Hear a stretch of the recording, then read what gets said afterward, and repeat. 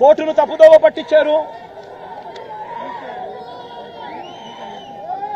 అని వంశీని సత్యవర్ధన్ మీద వీళ్ళు తప్పుడు కేసు వీళ్ళు బనాయించారు.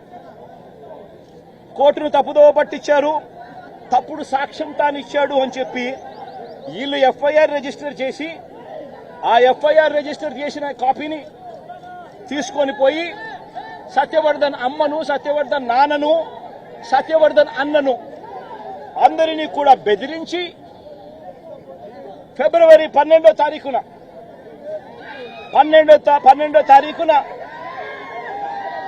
సత్యవర్ధన్ అన్న దగ్గర నుంచి ఒక తప్పుడు కేసు వాళ్ళ అన్నతో పెట్టించారు. ఏమని పెట్టించారు? ఈ వ్యక్తి సత్యవర్ధన్ అనే వ్యక్తిని కిడ్నాప్ చేసుకొని పోయారట.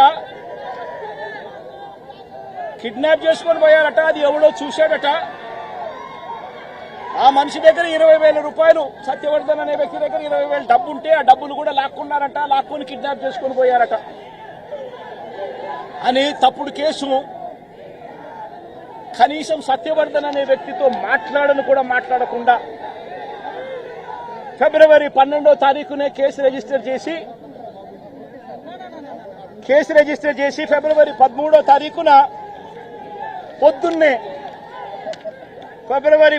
తారీఖున పొద్దున్నే వంశీని అరెస్ట్ చేశారు. సత్యవర్ధన్ దగ్గర నుంచి స్టేట్మెంట్ తీసుకునింది 13వ తేదీ సాయంత్రం, 13వ తేదీ రాత్రి, 13వ తేదీ సాయంత్రం. అంటే అంతకు ముందు స్టేట్మెంట్ కూడా తీసుకోకుండా వంశీని అరెస్ట్ చేయడం,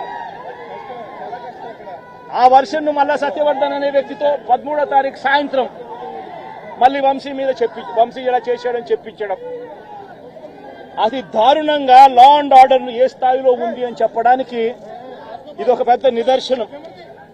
నిజంగా నేను చెప్తా ఉన్నా, ఒక మనిషి ఏదైనా తప్పు చేసిన ఆ వ్యక్తిని శిక్షిస్తే పోలీసులకు ఎవరికైనా గౌరవం ఉంటుంది. కానీ ఇవాళ జరుగుతా ఉన్నది రాష్ట్రంలో ఏం జరుగుతా ఉంది? నీకు నచ్చని వాడిని దొంగ సాక్ష్యాలు వీళ్ళే క్రియేట్ చేస్తా ఉన్నారు, దొంగ కేసులు వీళ్ళే పెడతా ఉన్నారు.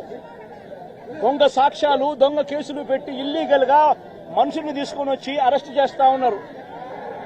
అరెస్టులు చేసి నెలలు జైళ్లలో పెట్టే కార్యక్రమాలు జరుగుతూ ఉంది. నిజంగా డెమోక్రసీ అన్నది ఏ స్థాయిలోకి దిగజారిపోయిందో చెప్పడానికి అందుకే వంశీ కేసు ఒక ఉదాహరణ అని చెప్తా ఉన్నా.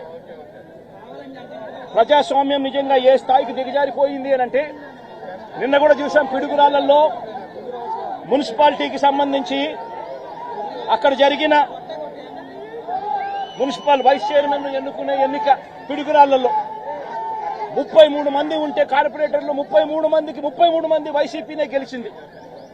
మరి తెలుగుదేశం పార్టీ కార్పొరేటర్ కనీసం ఒక్కడు కూడా లేకపోతే తెలుగుదేశం పార్టీ ఏకంగా పిడుగురాళ్ల వైస్ ప్రెసిడెన్సీ సీటు ఒక్క సభ్యుడు కూడా లేని ఆ సీటును వీళ్ళు సిగ్గు లేకుండా మేమే గెలుచుకున్నాము అని చెప్పుకుంటా ఉన్నారు అని అంటే, నిజంగా పోలీసులు అనే వాళ్ళు చంద్రబాబు నాయుడు గారి హయాంలో ఏ స్థాయికి దిగజారిపోయి ప్రజాస్వామ్యాన్ని కూని చేస్తా ఉన్నారని చెప్పడానికి నిదర్శనం. తిరుపతిలో 49 సీట్లకు 48 సీట్లు వైసీపీ గెలిచింది. తెలుగుదేశం పార్టీ గెలిచింది కేవలం ఒకే ఒక్క స్థానం.